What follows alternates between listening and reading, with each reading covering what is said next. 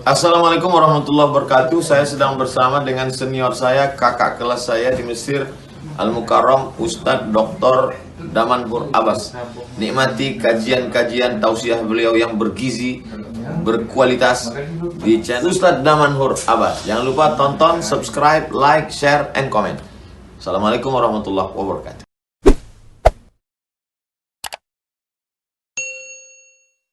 Alhamdulillah wassalatu wassalamu ala Rasulillah. Rabbi shrah li sadri wa yassir li amri wahlul 'uqdatam min lisani yafqahu qawli. Amma ba'. Pada sore yang berbahagia ini kita akan membahas tentang integrasi sektor keuangan dan sektor sosial. Ada beberapa program yang memang itu bisa kita lakukan. Pertama sekali kita harus memahami bahwasanya sektor keuangan itu seperti ada bank umum syariah dan ada BPRS dan sedangkan keuangan sektor sosial itu ada potensi yang sangat luar biasa di Aceh.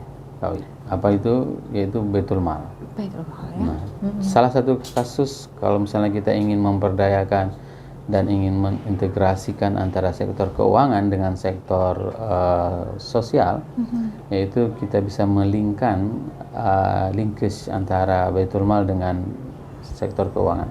Bisa ya. Nah, mungkin kalau seandainya dengan bank-bank umum syariah kan mereka agak enggan karena gapnya kan terlalu jauh. Benar. Ya, kastanya terlalu jauh ya. Nah, apa yang bisa dilakukan? Ya. Bersinergi dengan bank BPRS syariah. Itu langkah yang memang paling memungkinkan bagi katakanlah lembaga-lembaga sosial untuk bisa bersinergi dengan dengan lembaga keuangan. Nah, bagaimana bentuk sinergi? Kan ini memang menjadi pertanyaannya. Nah, bentuk sinergi ini seperti yang kita selalu sampaikan, selama ini kan Baitul Mal itu kan tidak ada sebuah pengakuan. Dalam artian dia kan tidak tersertifikasi. Benar. Nah, alangkah lebih baiknya, alangkah lebih indahnya kalau seandainya lembaga-lembaga tersebut disertifikasikan. Disertifikasikan dalam artian mereka bisa mengelola dana-dana sosial itu secara profesional. Menandakan pihak BWI akan memberikan legalitas kepada nazir itu dengan syarat mereka apabila sudah mempunyai SDM. Nah, tentu dari desa kalau seandainya kita ingin melatih mereka memerlukan biaya yang besar. Nah, alangkah lebih baik kalau seandainya kita hitung kalkulasi berapa kebutuhan nazir dan berapa kebutuhan SDM yang diperlukan untuk mengcover 852 desa Aceh Utara. Ya. Bayangkan itu akan menjadi sebuah potensi yang dahsyat. Ya. 852 desa itu akan menjadi sebuah basic keuangan syariah yang terkuat yang sampai membumi sekali. Dan Aceh bisa ya? Dan itu pasti bisa. Karena syariah. Contoh misalnya kita hitung kalkulasinya. Aceh Utara katakanlah misalnya tadi 852 desa dibagi 3, maka itu diperlukan 284 nazir tenaga profesional. Ya. Kenapa? 2 dari kapasitas umum dan 1 keuangan. Nah, apabila mereka mempunyai 3 sertifikasi ini, maka mereka akan bisa mengelola lembaga keuangan sosial di desa itu secara profesional. Karena mereka dilatih bagaimana cara menghimpun dananya, bagaimana membuat trust di masyarakat itu ada, dan bagaimana mereka menyalurkan dana tersebut dalam bentuk produktif tentu, bukan hanya dalam bentuk konsumtif. Nah, hal yang paling menarik di sini adalah bayangkan Aceh Utara mempunyai 284 tenaga profesional. Dan ini dananya dari mana? Kan itu menjadi pertanyaan. Nah, ini lagi-lagi dana menjadi masalah. Maka disinilah perlu peran kolaborasi antara Bank Umum Syariah yang ada di Aceh untuk menginvestasikan sumber daya manusia Islami. Contoh katakanlah 284 itu dibagi 2 atau dibagi berapa yang beroperasional di Aceh Utara. Katakanlah bank apa saja yang mempunyai kantor wilayahnya di sini, kantor cabangnya di sini. Maka mereka itu harus menginvestasikan. Contoh misalnya Bank Aceh Syariah, katakanlah investasi 100 SDM. BSI 100. Nah, nanti ada Bank Muamalat, BTN, misalnya bagi-bagi sedikit-sedikit, berikut semuanya. Sehingga apa yang terjadi? Aceh Utara itu, ini isu yang paling hot baru-baru ini, dan ini mungkin harus segera di-up, Mas. Kenapa? Karena Aceh Utara punya BPR, tapi BPR-nya itu adalah ditutup, di hall, sekarang dipegang kuasa penuh oleh LPS. Ya, udah ditangani oleh LPS. Ini menandakan apa? Tidak adanya terjadi integrasi antara Bank Umum Syariah dengan BPR tersebut. Nah, ini kan menjadi pertanyaan. Saya kan juga heran, kenapa sih BPR Aceh Utara itu masih konvensional? Kenapa tidak berubah dengan syariah? Karena per 1 Januari 2023 kemarin, itu mereka semuanya harus syariah. Benar. Nah, kenapa ini belum berlaku? Ternyata kendala mereka itu adalah di finansialnya. Syarat untuk menjadi syariah itu di awalnya harus mempunyai dana 3 miliar. Dan di tahun kedua mereka harus mempunyai 6 miliar. Dan itu tidak ada. Nah, suntikan dana itu tidak ada. Bank Aceh Syariah itu tidak mau nyuntik dana. Tidak mau. Kenapa? Karena mereka tidak boleh menginvestasikan di bank konvensional. Nah, tapi kan syarat dulu menjadi syariah itu kan bagaimana cerdas memang. Cocok jadi direksi banknya. Bagaimana bisa? Itu dia masalahnya, karena mereka hanya mempelajari di atas kertas. Nah, kenyataan di lapangan mereka tidak pernah mengungkapkannya. Seharusnya sebuah opini itu diungkapkan bukan hanya fakta di atas kertas, tapi opini tersebut harus diungkapkan sesuai dengan realita terjadi di lapangan. Apa penyebabnya? Terlebih Aceh ada sebuah seruan untuk semuanya menjadikan konversi. Dikonversi dari konvensional ke syariah. Ini kan ada masanya. Nah, kita dalam keadaan darurat. Kalau dalam keadaan normal mungkin tidak ada yang membenarkan. Tidak boleh memang bank syariah itu investasi ke konvensional, itu memang diharamkan. Tidak boleh. Tapi ada kondisi darurat. Kondisi darurat inilah yang memang harus kita selamatkan.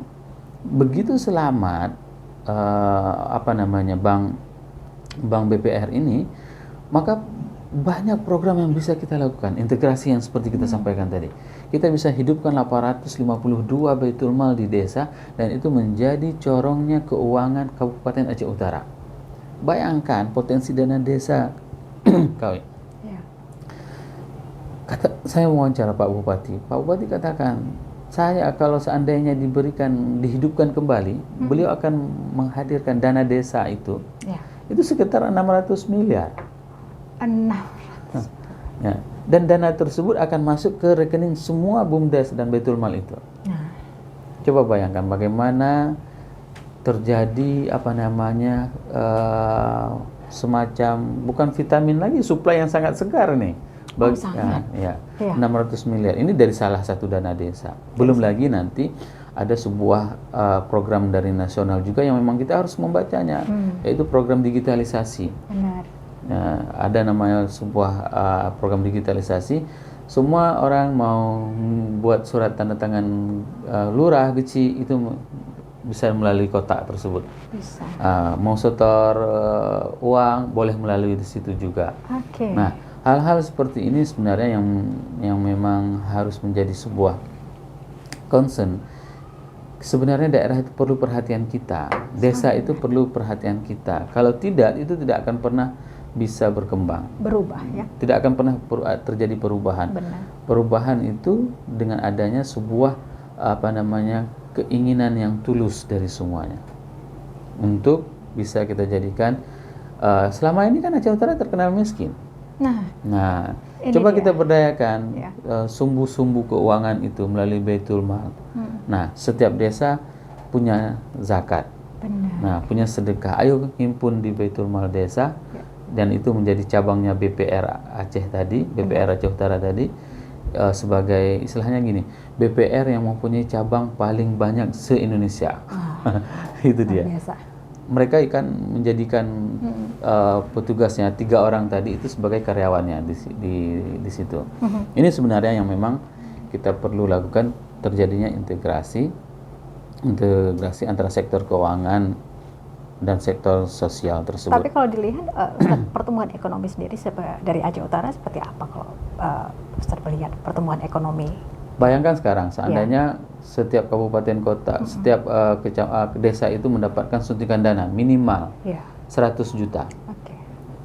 Nah, 100 juta itu kita sepakati, desa ini kepingin buat apa 100 juta? Untuk yang produktif loh, nah, tanda kutip ya. Dan itu diletakkan di BUMDes tadi, di Baitul Mal tadi. Badan usaha milik desa, yaitu Baitul Malnya. Lembaga keuangannya di bawah pengawasan BPR Aceh Utara. Bagaimana terjadi sebuah kolaborasi yang sangat perfect, sangat-sangat perfect. Nah, maka yang diperlukan apa? Keberanian dari Bank Aceh selaku istilahnya anak asuhnya lah. Nah, kenapa saya katakan demikian? Karena Aceh Utara itu kan punya modal nomor 2 terbesar untuk Bank Aceh. Kenapa mereka tidak mau menyuntik 6 miliar? Dan dana tersebut setelah kita koordinasi dengan OJK hanya untuk dikonversi. Tidak akan dipakai. Hanya syarat untuk konversi. Nanti dana 6 miliar itu di hold, tidak akan dipakai, tidak akan dihabiskan oleh manajemen. Karena manajemennya sekarang sudah ditangani oleh LPS. Ya, berarti kan dalam kondisi yang udah sakaratul maut. Benar, kalau sudah di LPS sudah dalam sakaratul maut. Denyutnya ini seperti makanya ini tidak perlu dikhawatirkan. Katakanlah mau di hold, mau diinjeksi 10 miliar pun itu tidak ada masalah. Karena itu di bawah pengawasan LPS sendiri. Padahal cuma 6 miliar ya? Ya, padahal cuma 6 miliar. Menarik sekali karena di Jawa Barat itu di Jawa Barat itu ada salah satu BPR yang diselamatkan oleh BJB. Itu 500 miliar. Kita hanya 6 miliar. 500 miliar itu diselamatkan oleh BJB. Dan potensi mereka untuk membaik tidak ada. Kenapa? Karena memang parah sekali kerusakannya. Tapi mereka mau, kenapa? Ada sesuatu yang baik yang akan terselamat dari sini. Yang namanya baik pasti harus terselamatkan. Kenapa? Oh, ternyata kalau dulu misalnya mereka itu salah dalam mengelola, berarti kesalahannya itu di manajemennya. Manajemen yang kita rubah, bukan bank yang kita bubarkan. Iya.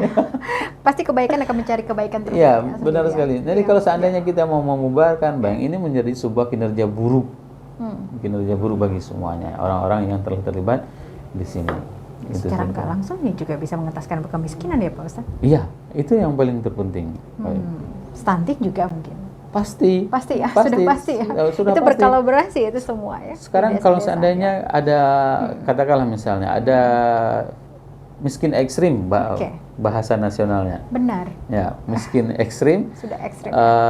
Kita identifikasi, katakanlah di Langkahan misalnya ada salah satu desanya misalnya ada 6 fakir miskin ekstrim. 6 miskin ekstrim itu akan langsung bisa akses keuangan melalui BUMDes tersebut dan tanpa ada tangan-tangan yang akan terselip. Itu dia. Sebenarnya pukulan sih sebenarnya menjadi sebuah kalimat ekstrim miskin kita di Aceh. Itu menjadi sebuah pukulan. Pukulan sekali. Karena apa? Karena seharusnya kita tidak ada yang seperti itu. Tapi itu realita. Nah, begitu juga terkadang saya sering candain dalam hal stunting ini. Biasanya, tapi saya nggak tahu di ini. Ini cerita di negeri sebelah. Setiap datang orang yang survei untuk memberikan bantuan, itu angkanya akan dinaikkan. Itu dia, itu penyakit kita. Begitu survei untuk melihat prestasi, itu akan diturunkan. Oh begitu, indeksnya ya? Indeksnya diturunkan. Nah, hal seperti inilah yang memang harus kita luruskan kembali. Apakah benar demikian? Kan? Jadi bukan serta-merta hanya data, tapi lapangan juga harus dilihat lapangan. Saya diminta oleh Pak PJ, Bupati Aceh Utara, untuk mengklarifikasikan hal itu semuanya. Dan terjadi permasalahan, mereka itu juga tidak berani mengungkapkan data itu. Misalnya ada stunting 20 orang, mana orangnya? Desanya mana? Ayo kita cek. Nah, kita akan buat uji petik. Benar. Katakanlah misalnya ada 4 kecamatan. Ya. Di 4 kecamatan itu katakanlah misalnya setiap kecamatan itu ada 3 desa, kita uji satu aja. Benar nggak? By name, by address-nya. Oke. Nah, kalau nggak ada berarti kan data itu harus kita hapuskan. Jangan khawatir akan rezeki KW. Ya, jangan khawatir akan rezeki. Rezeki itu yang mencari kita, bukan kita yang mencari rezeki. Buktinya pada saat kita sedang di dalam rahim ibunda kita, ya, mama kita makan katakanlah sate, lontong, semua sarinya semuanya, sarinya berkita. semuanya yang dimakan itu semua diproses dan itu dihantarkan ke kita. Nggak ada disuruh kita dalam kandungan itu untuk pergi keluar mencari rezeki. Nah, kenapa hari ini pada saat kita sudah hidup seperti ini, kita sangat khawatir terhadap rezeki. Padahal seharusnya yang harus kita khawatirkan itu adalah pada saat kita kehilangan Allah dan Rasulnya. Itu dia yang harus kita khawatirkan. Jangan pernah kita khawatir terhadap rezeki sehingga kita tidak mau membantu lembaga keuangan sosial, ya kan? Analisis bisnisnya ini tidak akan pernah menjadi maju misalnya. Ini kan bisnis analisis kita karena kita sudah memejamkan sebelah mata. Kemanfaatan mungkin ya. Makanya yang saya katakan tadi, kenapa mungkin ya prediksi saya, analisis saya, kenapa Bang Aceh tidak mau membantu BPR sampai ini? Ya karena mereka melihat ngapain kita bantu, tidak ada prospeknya, bisnisnya. Padahal Aceh Utara merupakan pemegang saham kedua terbesar. Seharusnya Aceh Utara harus dibantu. Harus dibantu. Siapakah yang harus menyuarakan ini lebih? Gubernur. Oke. Nah, gubernur harus memberikan ultimatum kepada direksinya untuk membantu. Seperti itu. Tapi sayangnya tidak ada yang menyuarakan itu. Mudah-mudahan didengarkan radio kita, ya kan, semoga siaran kita. ini juga, ya semoga juga ya. Ini kan dakwah kita. Benar. Kali. Jadi terkadang kita kan tidak punya akses untuk langsung bisa berbicara dengan Pak Gub. Oke. Ya, tapi melalui ini ada orang yang baik yang mendengarkan dan mereka mau menyampaikan. Nah, yang saya khawatirkan kalau seandainya Pak PJ Bupati itu cabut uangnya dari Bang Aceh. Oke. Itu heboh. Heboh ya. Heboh, pasti Aceh Utara akan jadi headline gitu ya. Ya, kenapa? Bupati Aceh Utara menarik sahamnya di Bank Aceh. Oke. Berapa perputaran uang? Katakanlah 7 triliun dalam 1 tahun. Semua dipindahkan ke bank yang lain. Apa yang terjadi? Wah. Ya. Selamat tinggal. Selamat tinggal. Begitu ya Ustadz ya, luar biasa. Ya. Dan pastinya besar harapan sebenarnya kontribusi dalam pada ekonomi ini bisa sebenarnya memberikan dampak yang luar biasa untuk masyarakat, khususnya yang masyarakat yang di garis kemiskinan ya Ustadz ya. Betul, pastinya. Betul sekali, karena kan integrasi sektor keuangan ini sudah mempunyai sektor keuangan ini kan sudah mempunyai sistem yang sudah baik. Sedangkan sektor sosial ini perlu pembinaan, perlu sentuhan. Makanya tadi kita lakukan adanya peningkatan SDMI, sumber daya manusia Islami. Setelah itu maka kita perlukan juga istilahnya suntikan modal, ya kan, dari mereka, dan itu tidak terlepas dari pengawasan dari BPR tersebut. Nah, hal yang paling spektakuler ini, kita mempunyai unit yang akan mengentaskan kemiskinan di setiap desa. Nah, kenapa? Karena orang yang paling tahu tentang kemiskinan di desa itu sendiri. Bukan kita. Jadi berdasarkan sumber daya alamnya, misalnya dari zakat, infak, sedekah, wakaf, itu bisa langsung didistribusikan ke masing-masing masyarakat desa. Ini sebenarnya yang paling spektakuler. Apalagi kita berbicara tentang digitalisasi. Dari desa juga akan kita buat proyek. Katakanlah misalnya desa memerlukan air bersih, maka ayo buat link sukup wakaf, misalnya seperti itu. Itu misalnya proyeknya untuk pembangunan sumur bor desa A. Masyarakat kan tidak punya sumber dana yang banyak, maka kita buatkan linkesnya. Desa-desa yang lain, 852 desa mau sedekah, mau wakafkan berapa, sehingga terjadi sumur wakaf di desa ini. Itu yang paling dahsyat. Padahal negara Indonesia terkenal dengan orang yang sangat dermawan, Asli. ya. Ya. Tapi terlupakan dengan orang-orang sekitar ya. Betul. Khususnya orang kita yang ada di Aceh ini. Betul, betul sekali. Saya terharu melihat Ya. semangat orang-orang Aceh Utara untuk menyumbang ke Palestina itu 1 miliar lebih. Masya Allah. Ya, 1 miliar. Padahal mereka orang miskin. Coba bayangkan. 1 miliar lebih. 1 miliar. Ya, 1 miliar lebih. Itu sumbangan untuk Palestina. Bayangkan. Jadi potensi ini tidak pernah dikelola dengan baik. Isu ini tidak pernah dijadikan sebagai motivasi untuk kita menjadikan arah perubahan masyarakat kita. Saya kira ini yang harus kita lakukan bersama-sama. Semoga dengan dengan adanya yang menanggapi ini, maka akan lebih baik ke depan untuk wajah perekonomian syariah di Aceh, khususnya di Aceh Utara dan Kota Luxmai. Amin ya rabbal alamin. Baik, terima kasih Ustaz. Sama-sama. Ya, semoga saja apa yang sudah disampaikan ini mungkin ada telinga-telinga yang Saya yakin insya Allah akan ada orang-orang yang mendengarkan dan tersentuh hati nuraninya, bukan karena bagusnya kita dalam acara ini, tidak, tapi karena memang keimanan mereka yang masih baik. Ya, subhanakallahumma bihamdik asyhadu an la ilaha illa anta astaghfiruka wa atubu ilaik. Assalamualaikum warahmatullahi wabarakatuh.